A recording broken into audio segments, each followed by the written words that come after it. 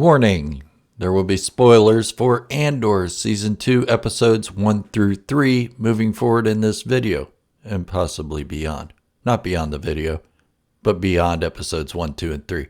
You get what I'm saying. Spoilers ahead. Still here? Be a lot cooler if you were.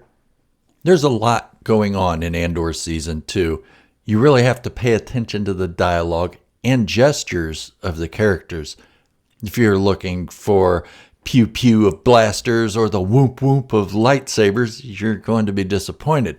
But what the entirety of Andor and Rogue One has done is make us see things in a different way. It makes us see the Empire in a way that isn't so comical anymore. It has given us rich characters and twists and turns. How many of us saw Marva Andor's speech coming in Andor Season 1? I didn't. Or the fact that the one way out meant there was really no way out for Kino Loy. I didn't see that coming either. But there is something bigger in the story that I've been talking about ever since Season 1 of Andor, and that is the relationship between Kleya Marki and Luthen Rael. Back then, it seemed like a stretch that their roles are actually reversed from what we are shown in the continued Star Wars story. Subscribe to my channel. Yes, my views have altered slightly from the first time I came up with this thought. I originally had the notion that maybe they were Sith hiding in plain sight with Kleya as the master and Luthen as the actual apprentice. But the foundation of my idea is still there in my head, locked up. But now I'm letting it out. With Kleya as the actual leader and Luthen as the face of the rebellion to those within the inner circle. The signs are there. Luthen is better at talking to those who may be prospects to join the rebellion, but Kleya seems to be the strategist. Once they have people on board, she creates the plan. When that plan is deviated from, she alters the plan to have those non-compliant or seen as a threat eliminated. She ordered the hit on Cassian Andor in Season 1, remember? Just look at her eyes. Kind of sinister, aren't they? But Luthen Rael is no one to mess around with either. He lurks in the shadows and watches, ever mindful of his surroundings and those around him. The Luthen Rael from the wedding in Andor Season 2 is a much different person than the Luthen Rael in the warehouse with Cassian Andor in Andor Season 1. And he can shift between these two personas with ease. As we see in Andor Season 1, as he dons the wig and transforms himself into the lowly shop owner, sliding between two worlds and two different characters as if he's a thespian in a play with multiple parts. The real Luthen Rael is dangerous, the one we see in the warehouse and taking out the TIE fighters like swatting flies. This Luthen Rael is someone not to be trifled with. But he would crumble without Kleya Marki being there to keep him in check. He would easily expose himself. No, not like that, you perverts. I swear. But to expose who he is and what he's truly up to. Has anyone noticed that Dedra Meero and the Imperial Security Bureau, or ISB for short, do not call Luthen Rael by name? Yes, it's in the writing that we're supposed to think he is the one they are looking for, but the real Axis is actually Kleya. In most spy thrillers or political thrillers, the enemy is known by name. Look at Robert Downey Jr.'s Sherlock Holmes. He knows it's Moriarty. In just about every James Bond movie, they know who the enemy is by name.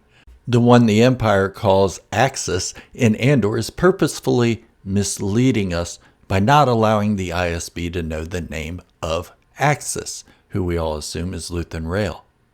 Yeah, so what if it turns out to be Kleya Marki? That'd be hot. Moist. Anyways, my next bit comes from a discussion my wife and I had. Why did they spend so long with the rebels on Yavin 4? She agreed with a lot of Star Wars enthusiasts that it was too drawn out, but to me, that's part of Andor. That's part of what makes it brilliant. We could have said the same thing about the Pre-Mor Security Force in Andor Season 1, or the drawn-out way the prison on Narkina 5 was handled, or even the endless debates the ISB had about the Ferrix issue. But they all ended up meaning something, didn't they? What others call boring, I call story building. These rebels who are fighting their own little civil war are going to mean something important later. And it's crucial we pay attention to it. Who are the leaders? What's happening with them? Who have they taken out because they felt paranoid? And why does it show them on Yavin 4 instead of a random planet if they don't mean anything other than filler? We could have just had Yavin 4 show up as a random planet that the rebels wanted to hide in. But no, we got this little civil war on the planet. They're not filler. It will all come to pass when the story wraps up in just 2 more weeks. That's right. Andor will wrap up in just 2 weeks. That makes me sad. I want more of this style of writing in Star Wars. I don't know about you. Now, let's talk about Kleya, shall we? Yeah, I know he's probably been taken out by the time we watch the next 3 episodes this evening. I was half expecting the bottom of his seat to drop out and him plummet to his death as they were flying over the canyon.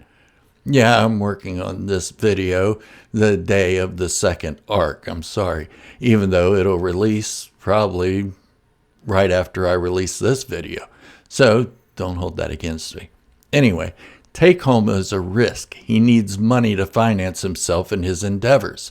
Mon Mothma wants to get a number from him to save his life, but she knows he's too risky to keep alive. He knows too much, and desperate men will go to desperate lengths to get what they feel they need, and that includes going to the Empire with information if it needs to be that way.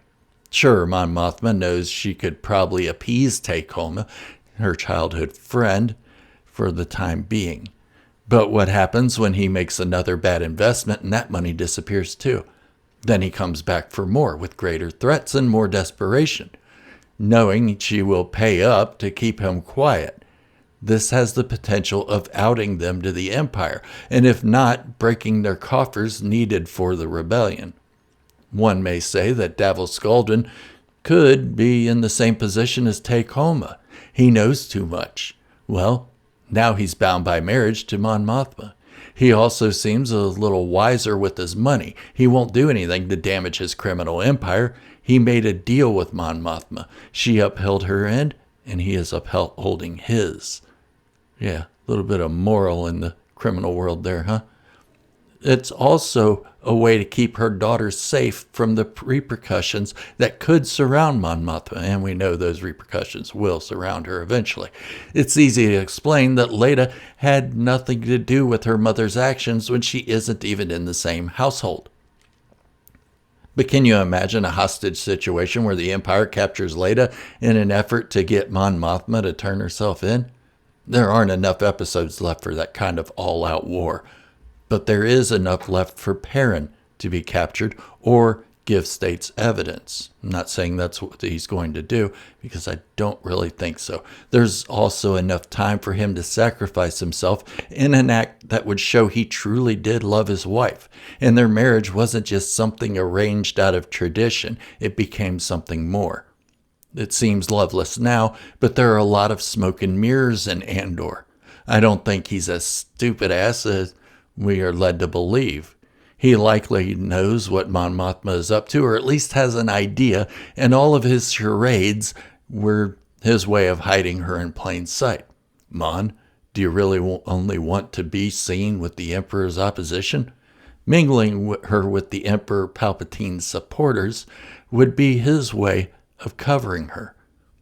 I may be way off base, but I think he really does love her. Sort of. Or at least cares about her enough to silently help her out, and then reconciliation between the two will come in his last breaths. Possibly. Andor Season 2 has been incredible. I don't know if Luthen Rael is a Sith or a Jedi, or just someone who knew a Jedi, or none of that at all. But one thing's for sure, this entire series is taking us for a ride. I both can and cannot wait for the conclusion. I'll be sad when it's over, but I want to watch both seasons, then Rogue One in a marathon back to back when Andor is finished. Then I'll yell from the rooftops, "Hey, make more Star Wars like this! Keep making the content made for families, but also give us this along with it. Yes, it sucks that we can't watch Andor with our small children or grandchildren, but there is plenty of Star Wars for them.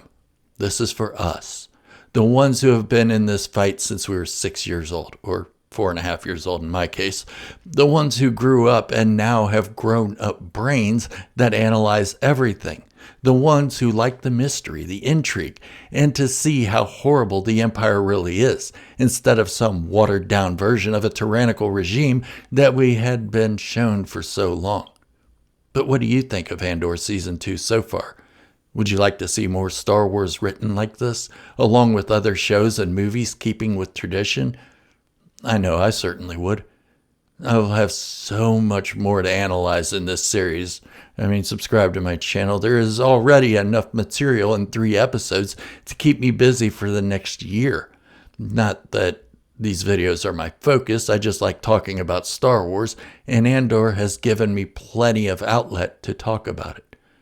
As always, may the Force be with you, unless you suck, in which case, bye.